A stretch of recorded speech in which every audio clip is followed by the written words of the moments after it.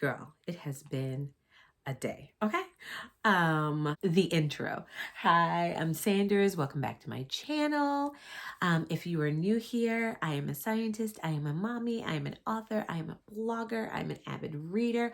I am tired. But I'm back with my weekly upload and I'm reading Ada Twist Scientist. I found her.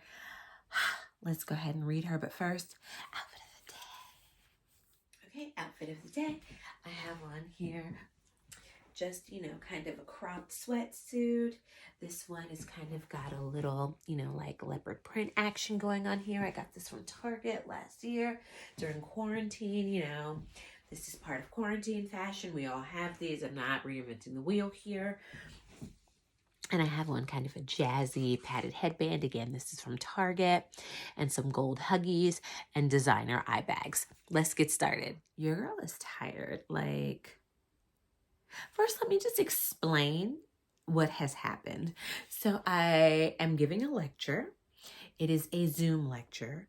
And not only is it Zoom, but it's supposed to be recorded ahead of time. Okay? So I went ahead and recorded the lecture.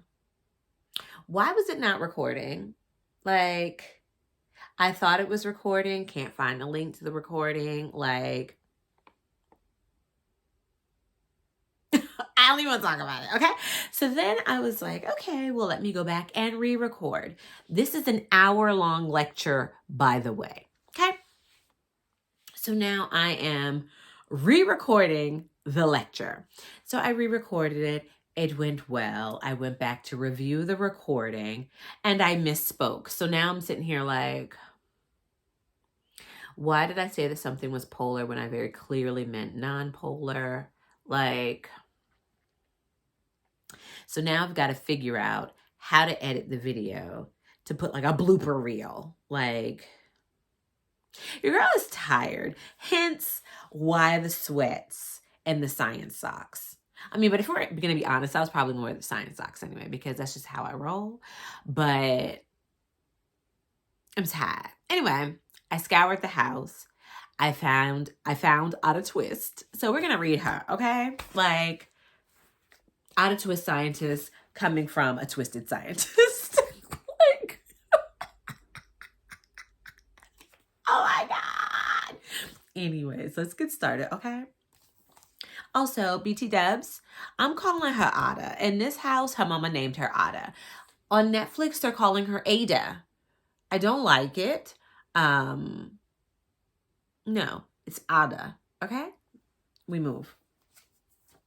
Ada to a Scientist, and this is by Andrea Beaty. Not Andrea Beaty. I'm calling her Andrea.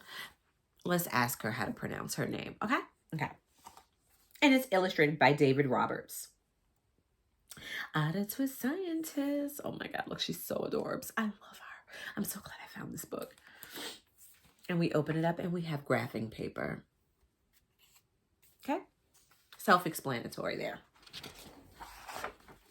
Ada to a Scientist, and we have a cute little kitty cat. Ada Marie said not a word till the day she turned 3. She bounced in her crib and looked all around, observing the world but not making a sound. She learned how to climb and made her big break with a trail of chaos left in her wake. She ran through the day, chasing each sound in sight, Lord Jesus, and didn't slow down till she conked out at night. And look, there she is. She has climbed on top of her dresser. Lord have mercy. I know her mother was like, girl, get your tail. And look, the little brother's there like, mama, get her. Get her before she fall. And the room is chaos because that's what toddlers do. And look at the little cutie pie. She's up there.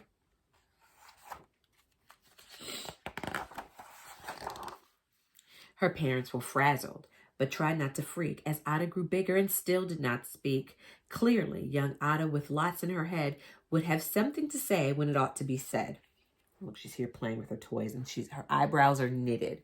She's got a lot of thinking going on. And look at the mommy. Look at the outfit. I am here for her. This very 70s print dress.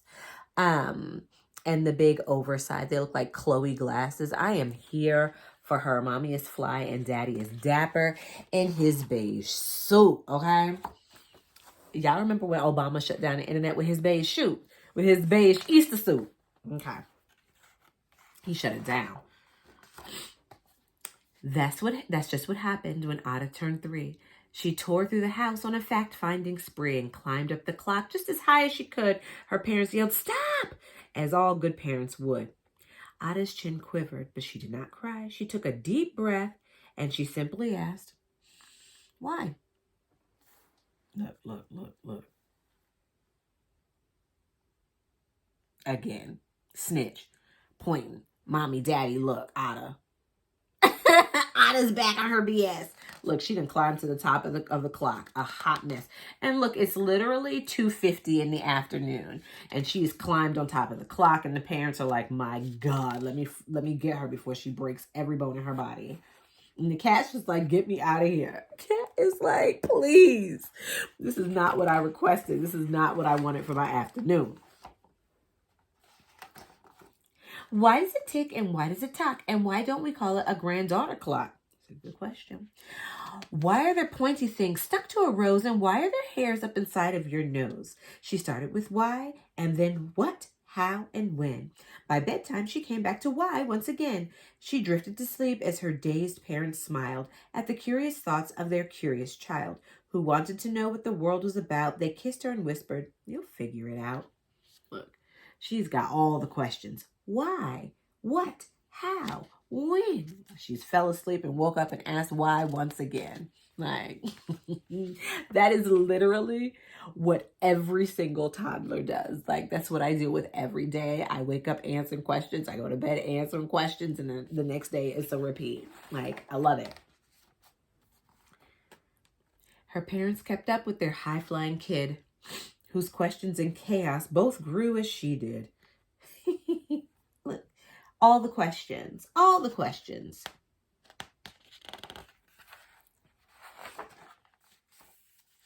Even Miss Greer found her hands were quite full when young Ada's chaos wreaked havoc at school. But this much was clear about Miss Ada Twist. She had all the traits of a great scientist. Look, she's got her goggles. Okay? She's got her beautiful dress and her nice Mary Janes, and she's making volcanoes out of baking soda tablets and soda and acid, and there's colorful explosions, and I'm here for all of it. And Miss Greer better get her act together because that's what children do. But let's zoom in on Miss Greer here. Like, is she a clown? What is going on here? Why is her foundation not the right shade? Miss Greer said, "Girl, who are you to talk with your under-eye bags looking like that?" Whatever. Ada was busy that first day of spring, testing the sounds that make mockingbirds sing, when a horrible stench whacked her right in the nose, a pungent aroma that curled up her toes. "Zowie," said Ada, which got her to thinking, what is the source of that terrible stinking? How does a nose know there's something to smell? And does it stink if there's no nose to tell? She rattled off questions and tapped on her chin. She started the start where she'd ought to begin. A mystery, a riddle, a puzzle, a quest. This was the moment that Ada loved best. Look, she's outside. There's palm trees. I feel like they live in Florida. I don't know. Anyway, there's all this stuff and she's just outside playing and all of a sudden something stinks. And look, the brother's walking by with his dirty tennis shoes and his tennis racket.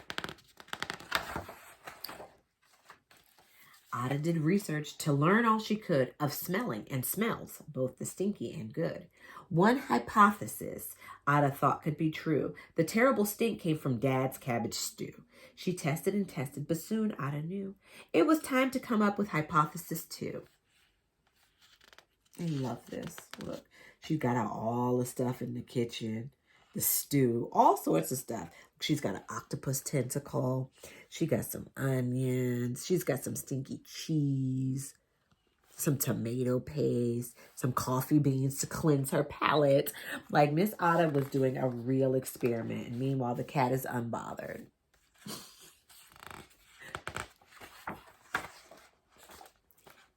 Then zowie, the stink struck again.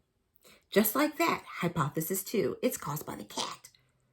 The cat couldn't make a stink of its own. It needed perfume and some fancy cologne. So young Ada tested. The test was a flop. She started again, but her parents yelled, "Stop!" She's about to put the cat in the washing machine.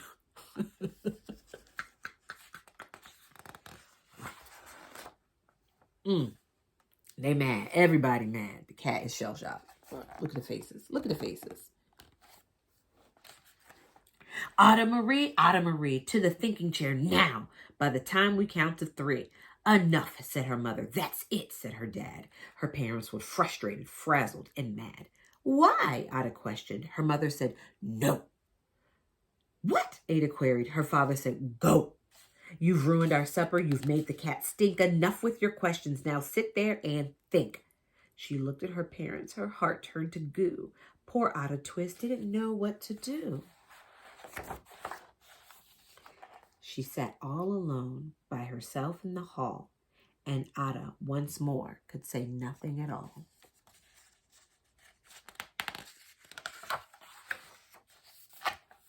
And so Ada sat, and she sat, and she sat, and she thought about science and Stu and the cat, and how her experiments made such a big mess.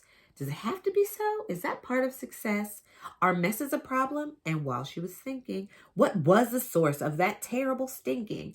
Ada Marie did what scientists do. She asked a small question, and then she asked 2. And each of those led her to 3 questions more, and some of those questions resulted in 4. As Ada got thinking, she really dug in. She scribbled her questions and tapped on her chin.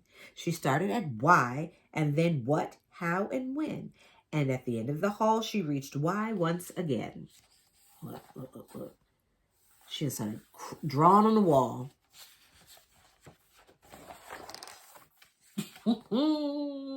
Her parents calmed down, and they came back to talk. They looked at the hallway and just had to gawk. No patch of bare paint could be seen on the wall. The thinking chair was now the great thinking hall. They watched their young daughter and sighed as they did. What would they do with this curious kid who wanted to know what the world was about? They smiled and whispered, we'll figure it out. Look, she's literally drawn all over the wall. This is like a really big thinking pad. She's like, I've got to figure it out. What is this stinking? And what is it about? And where does it come from? She got to figure it out. Ooh, I'm rapping now. Look at the mommy's platforms. Look at the mommy's platforms. Mommy is so fly. Yes, Ada. Yes, Ada's mommy. And that's what you did, because that's what you do. When your kid has a passion and heart, that is true. They remade their world. Now they're all in the act of helping young Ada sort fiction from fact. She asks lots of questions. How could she resist? It's all in the heart of a young scientist. And look, they're reading and they're trying to learn more and more so they can help her answer her questions. And they've turned the thinking hall into a laboratory. And meanwhile, the cat is just up here hidden, like, please don't try to put me in the laundromat and the washing machine again. Ow.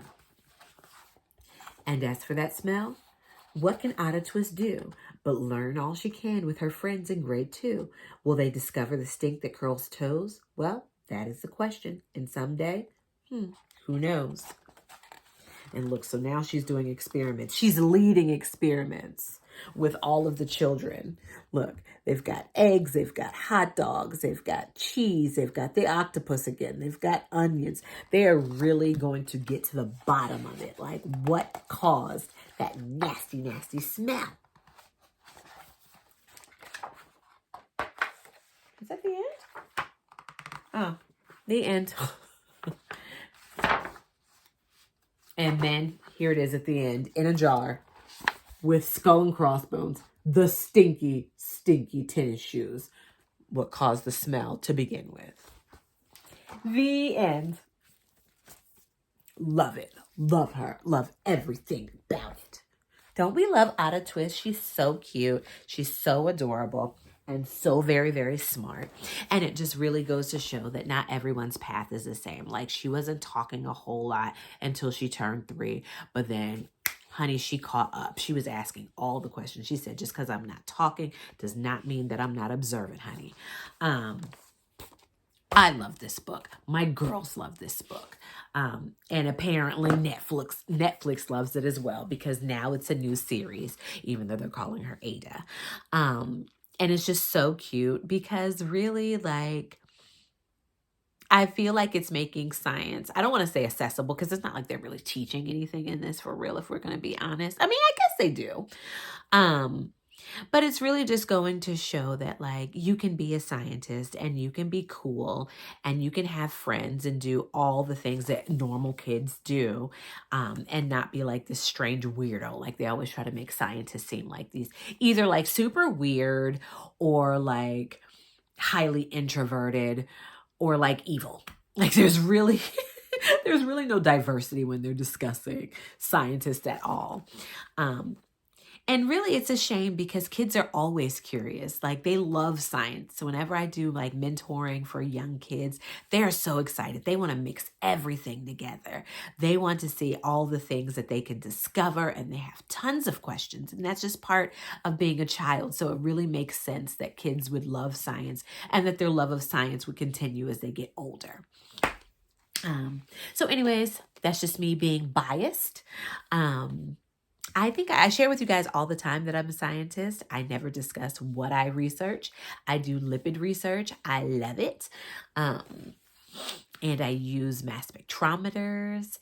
And so I'm just a big old nerd, and I love every bit of it. So anyways, thank you guys for your attention. Thank you for dealing with this mug today, because your girl, again, is tired. And yeah. I will see you next time with another upload. I was going to do another upload about these crazy Chanel increases, but we're just not going to discuss, okay? I'm tired. Again, I am tired and through of discussing it, okay? So we're just going to move on, and we're going to go to the next book, okay? Thank you guys. If you have any comments, please write them below. Be sure to comment and subscribe and turn on notifications and share and all of that stuff. And I'll see y'all next week, okay? Bye.